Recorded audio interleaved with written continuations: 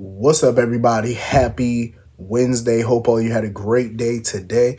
Um, Getting into this episode of GH, I was super happy that Sasha went off on Drew and Cody because they needed it. They needed somebody to go off on their little raggedy asses. My issue with Sasha, my biggest problem with Sasha, is the fact that she's not clearing up this Jason rumor. Like, she's not denying it. So by her not denying it, you're allowing people to make up in their minds that Jason is the father. You're basically giving them confirmation by not denying this shit. Because even when she confronted Cody, he asked if she slept with Jason. Oh, that's none of your business. See? See, that's just dumb. All you had to do was say no. All you had to do was confirm that he's not the father. That's all you had to do. Like, why let this rumor continue to spread like wildfire? And Cody was so annoying by sitting there talking about, oh, he didn't tell everybody. Dude, yes, you did. He told anybody who would fucking listen. He definitely did, because damn near every room that he walked into with anybody there, he kept running his mouth. And then by him telling a couple people, they were listening in on the conversation, or he told this one, they told that one. It spread because of his mouth. He's the one who started the rumor. So that's basically telling everybody, dumb dumb. Like, come on, dude. So I'm glad she went off on his ass. Like, I'm over Cody at this point. I am. I ain't gonna lie. I had some high hopes for him. Well, not high hopes, but I had some good hopes. But he dashed them. I really don't see what they're gonna do with Cody at this point. But he need to go sit down. He need to go get his life figured out. Honestly, he really does. Because this is just annoying at this point. Run around gossiping. Sit your ass down.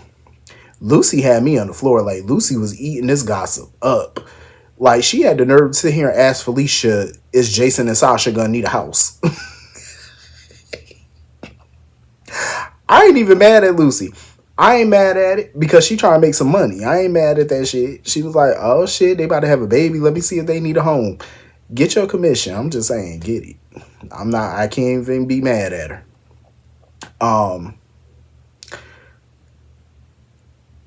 At this point, Drew, somebody just need to pop, like, just take him out. Like, all this shit going on, he want to sit here and talk to Maxie about decorating his new little home. Like, really? And I can't believe Maxie had the nerve to sit there and say, oh, you're being a great dad. No, he's not being a great dad. He's using Sam's memory to his advantage. Sitting there talking about something, oh, he want to make, the home comfortable for Scout and make it, so that way she could remember her mom and stuff, put Sam's touches in the house or whatever to make it more better for Scout or whatever. No, that ain't no great dad, because we all could see through the bullshit. A big house. He bought a big home just for him and Scout. We all know why he bought a big house. He plans on putting Willow and her damn kids up in there. That's what his plan is. That's his grand scheme. Like, come on now. We ain't stupid. He could sit there and peddle that horse shit everybody else and they could lap that shit up, but we ain't. We know the real. I'm glad Anna pretty much shut him down about taking Jason and Sunny down, because at the end of the day, she see through his bullshit too. I think everybody can see through it except, his victim. I'll get on that in a moment.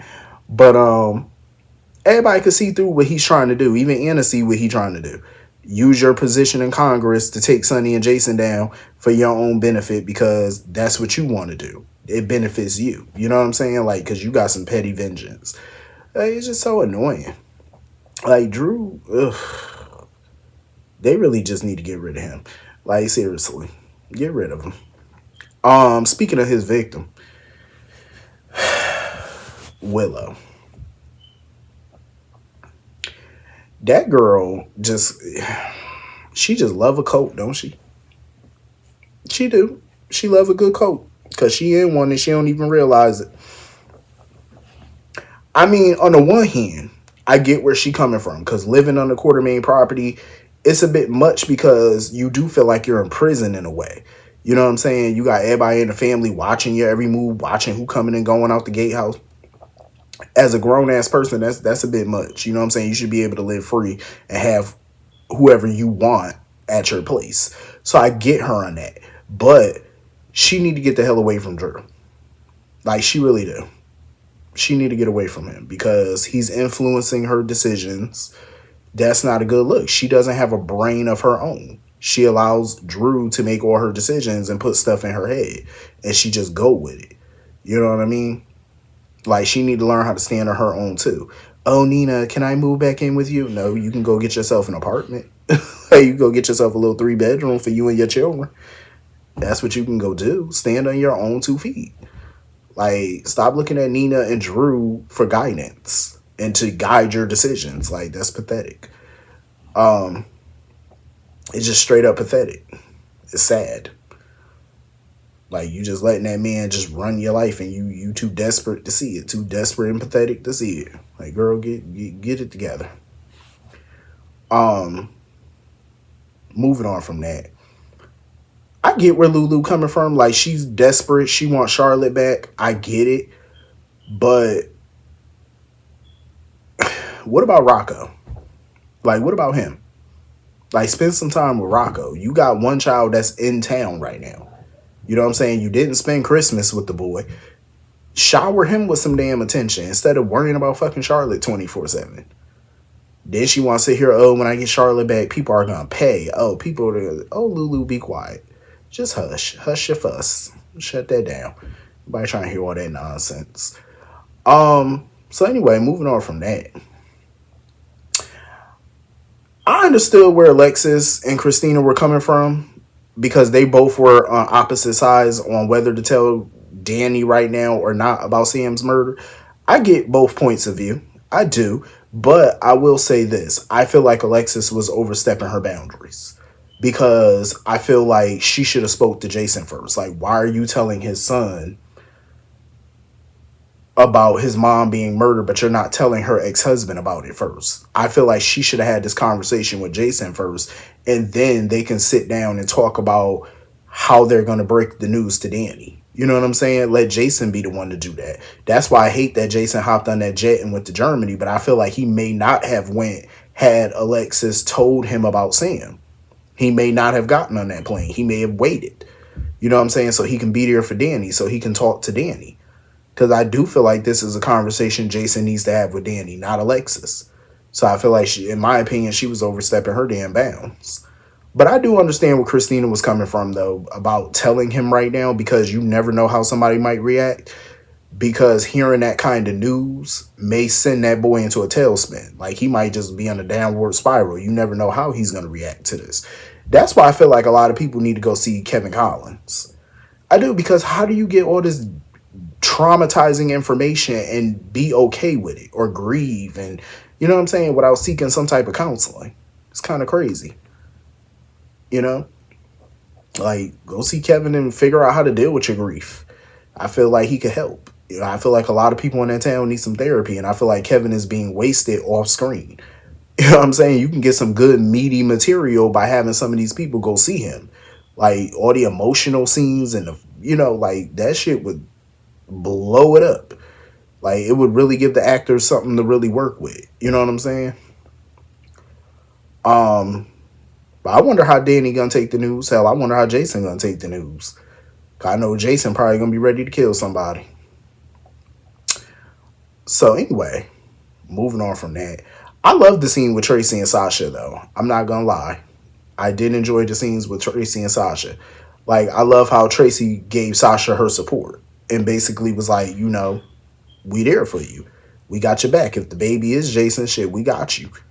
You know what I mean? But she was like, shit, you need to devise a plan on, you know, how to handle this when Jason get back. Because it's going to be a shit show when he come back and find out all this information that he a new father, apparently.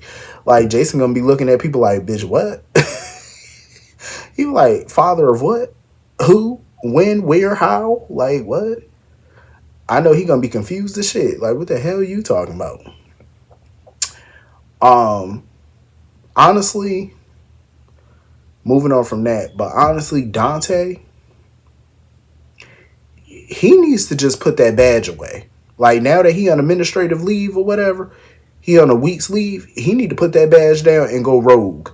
Like, he need to investigate this shit his damn self. Like I said, I would prefer if him and Jason and Alexis just teamed up with Lucky and Liz, and they all just take Cyrus ass down together. You know what I'm saying? Like, that would be a dynamic team right there. That would be the A team. Like, you know how crazy that would be, all of them working together? That would be so lit. But I feel like Dante, even if he does it by himself, Dante need to go rogue. Because even when he come back from leave, Anna's not going to put him on this case. Nowhere near it. So he might as well do this on his own. Because he look like he ready to hurt somebody. Like, I could see it on his face. He ready to beat the hell out of somebody. Put somebody's head through a wall. Anyway, moving on from that. Honestly, I am so freaking glad that Brad, was sticking up to Cyrus and whatnot, like standing his ground with him, ready to kick him out the hospital. Because, sir, you were banned from the hospital. Why are you in there? You were banned. Get the hell on. Go about your business. He could sit there and throw Brad's indiscretion in his face all he want to, but at the end of the day, your little old ass was banned from the hospital. Get the gun with. But Brad gotta be careful with Cyrus, because Cyrus had that look in his eye like, boy, you could be next. Like, I will take you out next. You treading on thin ice right now, son. Like, that's how Cyrus was looking at him. Like, you want to sleep with the fish too? What Jocelyn did, though, was so reckless. I mean, it was bold on her part to go to Cyrus's apartment. That little janitor in the building, a little super maintenance guy, whatever he is, he was looking creepy as shit. Like, that dude looked creepy. But I can't say I blame Jocelyn for, getting up in Cyrus's apartment trying to find some evidence or something to link him to these crimes. I don't blame her. Because, like I said, I would be on my shit too, because we all know the PCPD ain't solving nothing. So I can't blame Jocelyn for being on her Nancy Drew shit.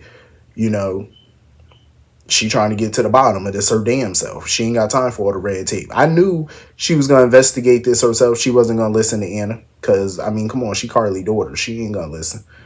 But I was like, damn, she need to be more careful next time, because she done moved stuff around all up in his Bible, and he noticed the flower was moved. Like, it was disturbed. So now he knows somebody was up in that apartment. See, Jocelyn got to be smarter than this. Like, if she gonna be doing all these little rogue investigations, she gotta be a lot more, just some day in the jackal type shit. You know what I mean? Like, you gotta be more sleuth, more careful.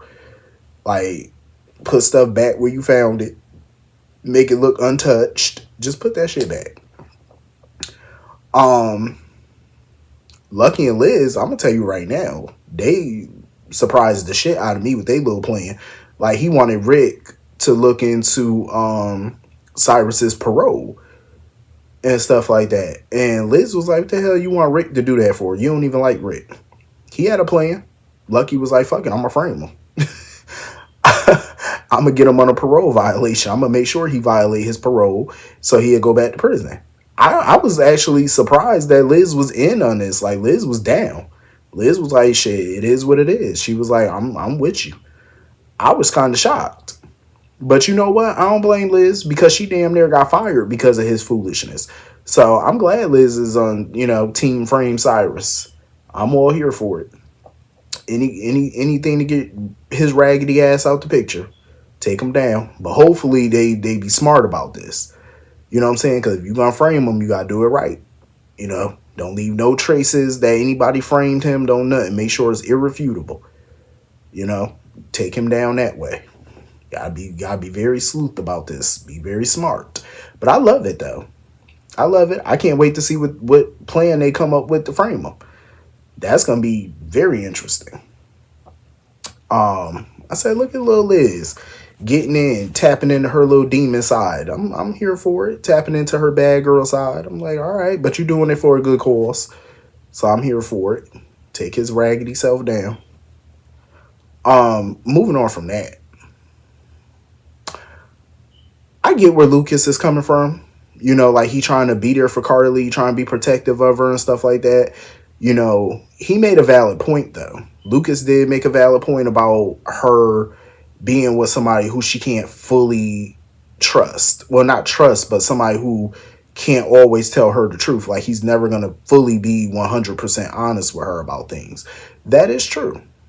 Because even when she was with Sonny and stuff, a lot of times he would not tell her stuff that was going on with the business and, you know, the dangers that were lurking. He would keep her in the dark a lot of times about that. So Lucas did have a valid point. Like, could you really go through that again?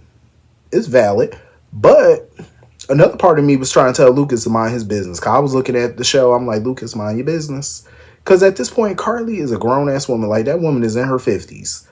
She know what she doing. She know what she can and can't handle. And I honestly, Jack Brennan being a mysterious WSB kind of guy, I feel like she's attracted to that. Like, Carly is definitely attracted to danger. She does not do boring at all. Like, she like a dude with some edge to him. So I definitely feel like Jack Brennan is right up her alley.